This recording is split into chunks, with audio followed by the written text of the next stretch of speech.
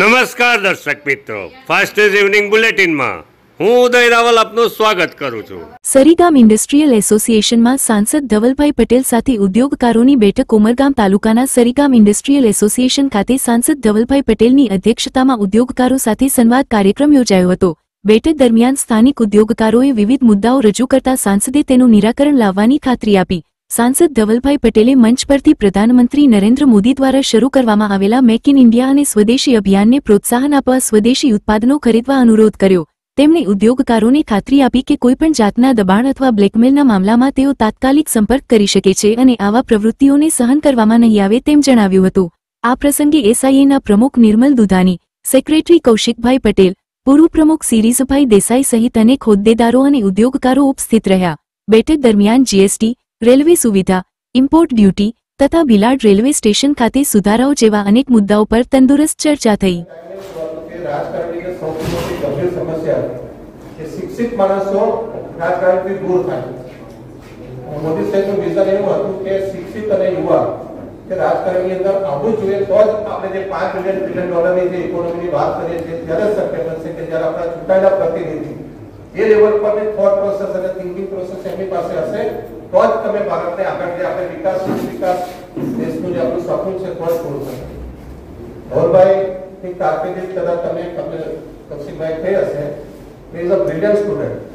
આજે computer science ની અંદર એસ્પિરન્ટ પાસ થયું અને પછી સિમ્બોસિસ પુના બંને બેસ્ટ યુનિવર્સિટી કે એમબી કરી અને અમે મલ્ટીનેશનલ આઈબીએમ જેવી કંપની ખાસ કરીને આજે સરીગામ ઇન્ડસ્ટ્રી એસોસિએશન સાથે એક ઇન્ટરેક્ટિવ સેશનનું આયોજન અમારા ઇન્ડસ્ટ્રીના મિત્રોએ કર્યું હતું।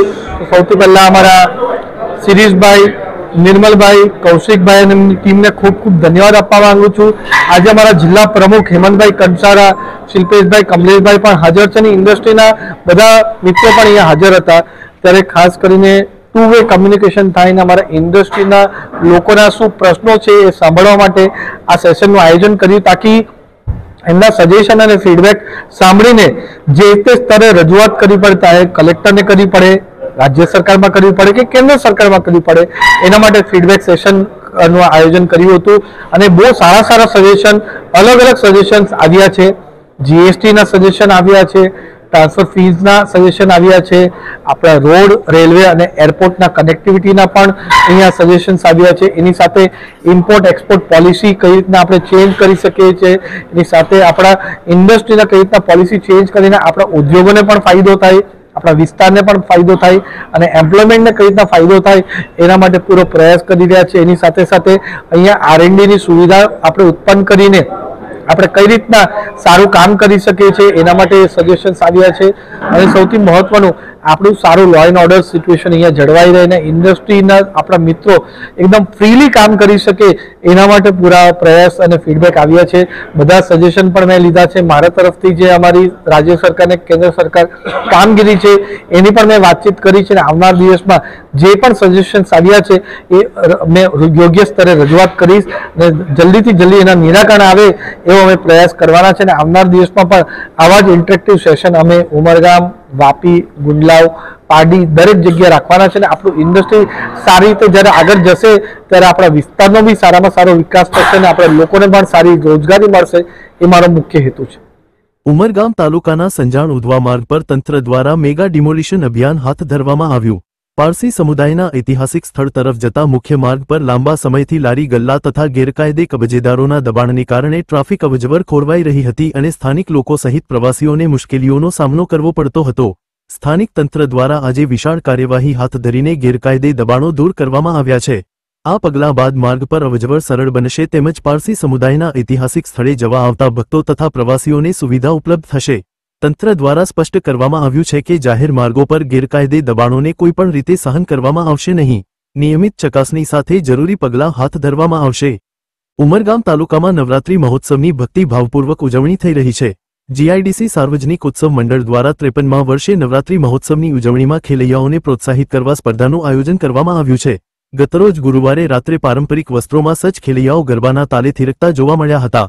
નવરાત્રી મંડળમાં લાઇટો ઝળહળી રહી છે। સુંદર સજાવટ જોઈ ભક્તોમાં ઉત્સાહ અને આનંદની લાગણી જોવા મળે છે। ઉમરગામ જીઆઈડીસી સાર્વજનિક ઉત્સવ મંડળ ટ્રસ્ટ દ્વારા આયોજિત નવરાત્રી મહોત્સવમાં ભક્તો સહ પરિવારમાં અંબાના દર્શન કરી ધન્યતા અનુભવી રહ્યા છે અને ગરબે ઘૂમી માતાજીની આરાધના કરતા જોવા મળી રહ્યા છે.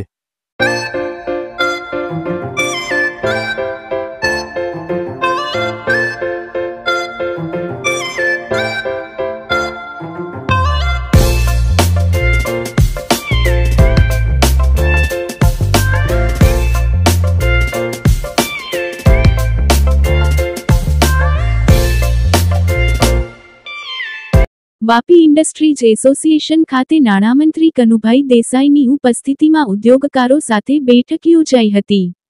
વલસાડ જિલ્લા ભાજપ પ્રમુખ હેમંતભાઈ કંસારા, વીઆઈએ પ્રમુખ સતીશભાઈ સહિત મોટી સંખ્યામાં ઉદ્યોગકારોની ઉપસ્થિતિ જોવા મળી હતી.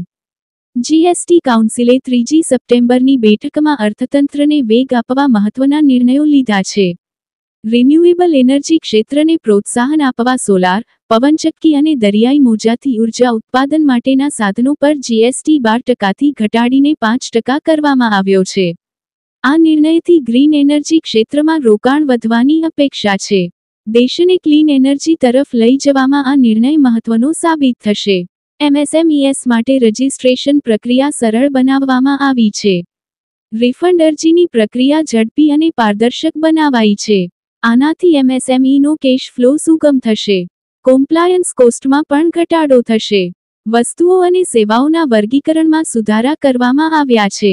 આનાથી લિટિગેશન ઘટશે અને વ્યવસાય કરવામાં સરળતા વધશે. રાજ્ય નાણામંત્રી કનુભાઈ દેસાઈએ જણાવ્યું કે આ નિર્ણયો ભારત અને ગુજરાતના અર્થતંત્રને નવી દિશા આપશે. વિકસિત ભારત 2047ના સંકલ્પને સાકાર કરવામાં આ નિર્ણયો મહત્વના સાબિત થશે.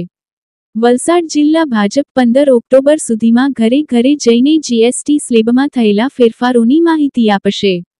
દુકાનોમાં જૂનો સ્ટોક પૂરો થાય ત્યાં સુધી વસ્તુઓ જૂની કિંમતે મળશે. વેપારીઓને પણ ગ્રાહકોને સાચી માહિતી આપવા માટે જાગૃત કરવામાં આવી રહ્યા છે.